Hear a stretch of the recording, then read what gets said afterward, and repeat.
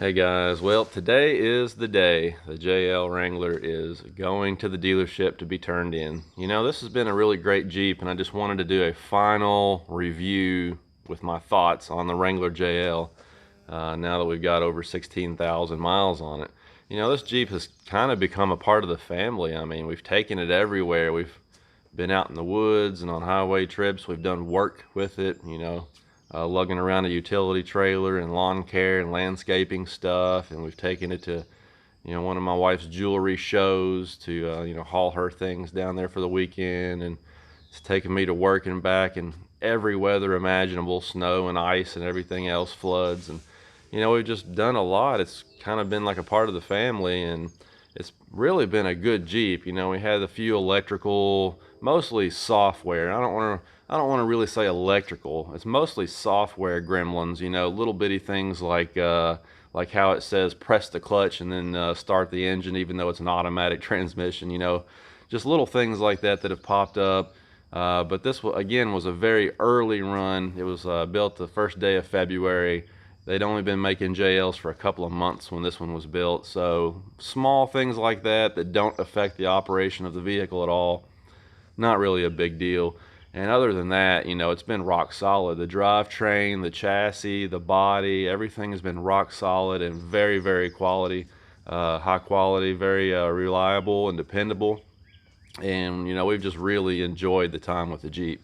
It's been getting really good fuel economy on stock tires. As you see it right there, it's been averaging between 20 and 21, and that's a mix of highway and city. With the 35s on it, it was doing around 18, somewhere in that ballpark, 17 and a half, 18, which I think is really good to have a lift kit and 35-inch mud tires and still be getting upper teens, average, you know, city highway. Really, really great. So good fuel economy, good power. It's been a good vehicle, and it's done pretty much everything we've asked of it. So I have no complaints about the Wrangler overall. Now, there's a few little gripes. Any vehicle you've got, you know, there's going to be some things you would change. You know, I don't like the auto park where it automatically shifts to park if your door's not all the way closed and all that. Can't stand that. You know, the driver's side mirror, I wish they would adjust that a little bit farther outward so that tall guys like me could get a better view of the road, because even with the mirror adjusted as far out as it'll go, I still can't get the field of view of the lane next to me that I need. So I find that I have to lean forward or look over my shoulder out the rear window, you know, to see what's going on over there. And so I do wish that the driver's side mirror had a little bit more adjustment to it. Interior, you know, the seat was one of my complaints. It's flat, it's hard, it's not comfortable. But I have an idea that I'm going to try when I get the Gladiator. I'm going to put some spacers in the front and kind of tilt the seat back a little bit to, you know, give the back of my legs some support. I think that'll help a lot. So there's been some little things like that, you know, that they probably could have worked on a little better. But overall, I mean, it's been a great Jeep, and I don't have any major complaints. You know, the windshield, still intact, 16,000 and some odd miles. You know, we've got a rock quarry right up the road here, so there's dump trucks pulling out on the road all the time. We've been off-road, we've been on interstates, county roads, we've been through all kinds of storms, everything, guys. And the windshield is still the original windshield. You know, guys on the forums talk like these things are made out of paper and you got to get a new windshield every time you fill the tank up with gas. I don't know. I've never had any trouble out of this one or the other 3 Wranglers I had before this one. So I don't know. I think it's just a quality vehicle and I really like it. Now, if I was going to buy a Wrangler over again, I probably would try and go for the Rubicon. I've always wanted a Rubicon. You know, ever since they came out back in '03, I've loved those. Back in like '05, '06, at the end of the run at the TJ, I almost bought one. I mean, it was really close. I almost got one.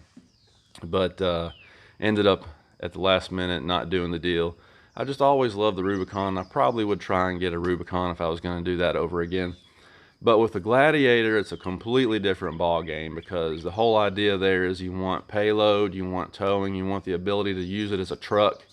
You know, otherwise, why would you get a Gladiator, right?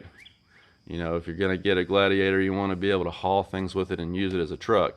And in that case, the Rubicon and the Overland and even the base Sport just in my opinion, can't get the job done. The payload is just too low. You're talking 1,000 or 1,100 pounds of payload. It's just not enough, you know. That's not much more than what this gives you. So with the Gladiator, I think the max tow package on that Sport is the way to go. We'll talk about that more later, but I just wanted to wrap this up. My last video on the JL. Hopefully you enjoyed the footage that I shot down at Land Between the Lakes on our camping trip. That was kind of our send away for the Wrangler. But yeah, we're gonna miss it. But somebody's gonna get a pretty nice Jeep. We've taken really good care of it. I've kept it clean. It's been serviced regularly, and you know, the lift kit's still on there, and the wiring for the trailer hitch is still on there, so that'll give somebody a jump start. So anyway, we're gonna send it away now, head down the road here to Shelbyville, Kentucky, and like I said, the Gladiator's there, so we'll see what happens, guys. But if you got any questions on the Wrangler, post excuse me, allergies are getting me again this morning. Post them below and I'll try to answer them as soon as I can. But yeah, thanks for watching the videos, guys. We've had fun with the Wrangler, and we got a whole lot more coming with the new Gladiator. So take care, and we'll talk to you later. Okie dokie. So I'm just curious, you know, with the Wrangler JL having so much aluminum and magnesium and everything in its body, I'm just curious how much it weighs compared to the Gladiator. So let these truckers go by. We're gonna get on the cat scales, get a weight on this Wrangler, and then we'll bring the Gladiator across the same scale today and see what the difference actually is. Should be interesting. Okay, you ready? We think we found it over here. Yeah, I think so. It looks a whole lot like the one that we ordered. They probably put it up on here to showcase it until we came to get it. Let's try to bring in some more buyers, you know. Oh, look, that Moab is still here. They've had that thing for at least 4 or 5 months. At least. I mean, it's been here for a long time. I guess nobody wants to pay $53,000 for what's basically a Sahara that has little bitty old outdated tires on it. No front locker, none of the stuff the Rubicon has. Anyway, sidetrack. Let's go check out this Gladiator. Oh man. Huh? It looks like a regular Jeep. That's why Yeah. I noticed it. From there forward, it is a regular Jeep pretty much. Check that out. Got the little Jeep on the wheels. That's pretty cool. I like how they put it up on here because we can get a good view up under there. Got the 44 front axle. Wow, these things have like 3 different mufflers on them. I think they're messing with us over there, blowing the horn on those Jeeps. Yeah, that's super cool. Super cool. Well, we'll have to go down in there and talk to them, get them to get it off of the rack so we can check it out closer. The thing about the max towing package is it's got the wider axles, so they put this little lip on here to cover the extra width of the axles, keep the tires up under there. It's like they actually thought of the little details, like this seal that goes between the bed and the cab. Nice. What's going on? So we finally got the deal done, brought the Gladiator home. Just a first look at it. We stopped here in the Legion Park to check it out closely. You know, everybody knows from here forward is pretty much a Wrangler JL. There's a couple of differences. The Jeep emblem is black instead of chrome, so I actually like that better. The fenders on the max tow have that lip on them because the axles are wider, and of course the grille has the larger honeycomb opening for the added airflow through the engine. But other than that, we haven't really found any cosmetic differences between this and the Wrangler JL. Obviously the back is where everything kind of changes. On the way home, we've had 15-20 people staring at this thing out on the road, so I think I got a guy walking over here. You can see him through the windshield to check it out right now. It's definitely going to be a magnet. So on the inside, of course, here's your hard top panel bag. The move some of the stuff out of the way here. The cargo management package gives you this lockable storage. See, it's got a nice key lock on there where you can put things down in there. I like that. I like that a lot, especially on a vehicle like this where you can take the doors and the top off. Gives you a little bit more security. it would at least slow the thieves down, you know. And that also gives you these rails back here with the cleats that you can move where you want them, as well as that power outlet, which is super handy if you go camping and you want to blow up air mattresses or whatever the case might be. You know, there's a lot of things you could use that for. So the cargo management package was really nice. Of course, we got the hard top with the sliding rear window. That was an additional fee, obviously. The Alpine premium audio system, the sub is back here, like in the lower part of the cab behind the rear seat. And honestly, for $1,300, I think that it probably would have gotten skipped if I had this to do over again, because it sounds a little better than the factory system, like the standard factory system, but it doesn't really wow me. There's nothing about it that just makes me say, oh my goodness, that's awesome. You know, it's got a little bit more bass, but other than that, it doesn't really sound that much better to me. What else did we add? The cold weather group with the heated steering wheel, heated seat, remote start. That's going to be awesome this winter. When it gets cold, we can finally get into a warm truck. So that's really cool too. But there's just an early look at the Gladiator Max Tow. I'm going to try to walk back here and get a wide view so you can see that the stance is, I mean, it's a little bit lower in the front, but it's fairly level right now. I mean, I think maybe a 3/4 inch spacer in the front would level this thing out. You know, I've seen 2.5 and 3.5 inch kits out there. There's no way you'd want to put that much lift on the front only. It would sit nose high if you did that. So maybe just a small leveling kit in the front, and it looks like it would have plenty of room for those 35-inch tires. Of course, the frame is really heavy duty. They've changed the frame up significantly, especially in the rear, where they adopted a lot of the Ram 1500 suspension in here. This thing rides really good going down the road. It's not choppy. It doesn't have that pogo stick effect that the Wranglers can have. I was really surprised at how smooth it rides down the road.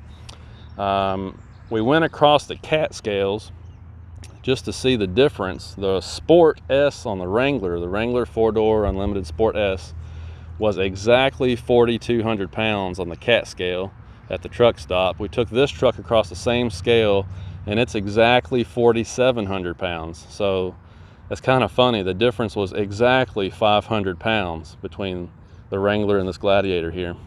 So the extra 500 pounds, you can feel it. It's definitely noticeable, but the 410 gears in this one make up for that a little bit. So it's not too bad. It still has plenty of pep. One thing I really noticed is the brakes. The heavy duty brakes on this model are noticeably stronger than the Wrangler. I mean, doesn't take much brake pedal effort at all to slow this thing to a stop. So pretty neat. We like the truck so far. It's going to be really handy. I'm going to get Line X bed liner sprayed in it, probably the first thing that's going to happen to it. And then we'll have to work on some kind of step rails or something here for the missus. But not going to be too much longer until some stuff is available for these models. They're so new right now that there's just not a whole lot out there for them. But I just wanted to give you guys a first look at the Gladiator because it finally came in. So we're going to head on over to the house, and first we got to stop at the grocery store. Might break this thing in by putting some milk in the back. What do you think? Okay. All right, guys. Thanks for watching. We will talk to you later. Bye.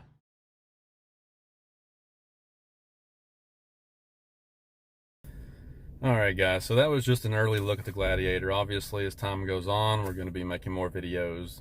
We're going to dive into some of the more technical aspects of this truck, specifically this max towing equipment and the things that you can do with this truck versus some of the other ones. We might do some comparisons and things. I've got a few ideas too, you know, maybe do some towing tests or, you know, who knows what. Few suspension mods here and there, some other things. So anyway, just wanted to give you a first look at it today and let you know that it has finally arrived. It only took them 3 weeks because I ordered it on May 17th and I signed the paperwork and took delivery on June 17th. So it took them 3 weeks to build it and then 1 week to deliver it, which was pretty amazing because they had been telling me 8 to 12 weeks. So, and I know there's a lot of guys who ordered these things that just, you know, back in April that just have no idea where the trucks are. So, you know, it probably comes down to options, specific options that you order. And my salesman also said that it has a lot to do with like the order that the factory builds things in, you know, like it's just all about timing, you know, pretty much. So I don't know how true that is or not, but anyhow, so thanks again for watching. Hopefully you'll continue to stay with us, and we'll post some cool videos on this truck as time goes on. Man, everybody's staring at this thing. I can't drive it anywhere without people staring at it, asking about it. Had a guy that followed me in Walmart this morning to ask me about it, so it's getting a lot of attention already. So anyway, wrap this up. Got to get back to work. So you guys have a great day, and we'll talk to you later. Thanks.